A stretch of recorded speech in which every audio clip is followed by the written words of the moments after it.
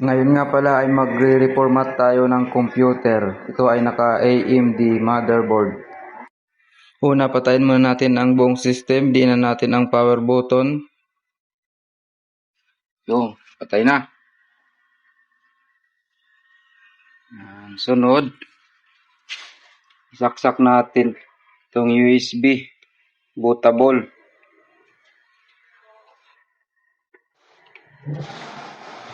Ito, sa likod. Diin natin yung kulay blue.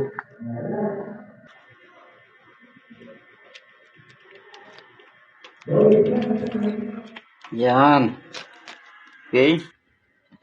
I-power on. Yan. Pagka-power on, F12. F11, F12, sabay lang. Yun. Pumasok na sa boot menu. Sunod, piliin natin ang SanDisk Partition 1. Okay, nandito na tayo sa Windows Setup. Click natin ang Next. Install now. Okay. I don't have product key. Wala pa naman tayong product key na ilalagay dito. Kaya ito na ang pupunditin natin. Pili tayo ng OS Windows na gagamitin. Pili na natin tong Windows 10 Pro. Yan ang pipiliin ko. Depende sa inyo. Pwede nyo piliin ng Windows 10 Home. And next.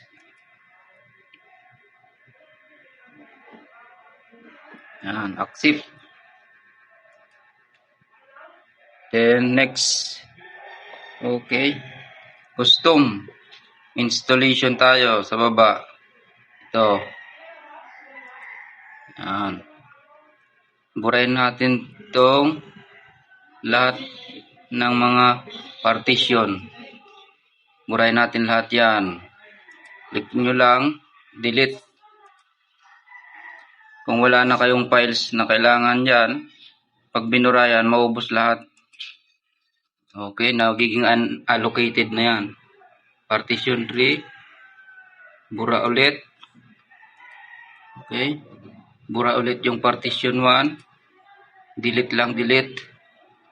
Yan. Okay. Naka-unallocated na lahat. Recovery, delete din. Okay. Naka-unallocated na. Pwede nyong hatiin yan. Pero sa akin na hindi ko na hinahati yan. Nag-automatic na yan na maghati. Click mix.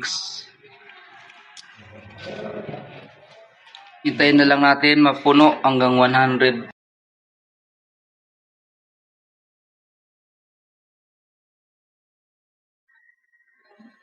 Okay, finishing up. Tanggalin na natin ang bootable USB. Yan. Magbubot na yan ng kanya. Yun, pasok. Piliin natin ang United States. Click yes. Then, US. Yes lang. Okay. Skip.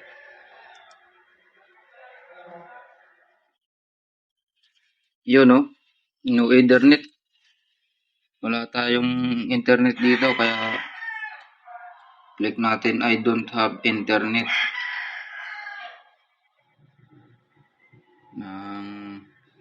Connect na, wag yan. Ito. Continue with limited setup tayo. Yan, okay. Ito na, may maglalagay tayo ng bagong pangalan. Anong pangalan dyan ang ilagay natin dyan? Pogi? Joke lang. Ha? Lagyan na lang natin to ng BCA. BCA. Okay, para madaling tandaan. Babaliktarin mo yan, ABC yan.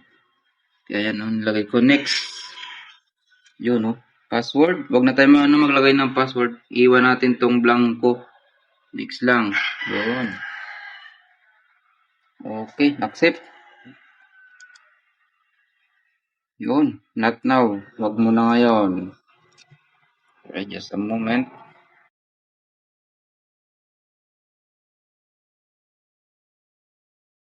At yun, okay na ulit ang ating PC.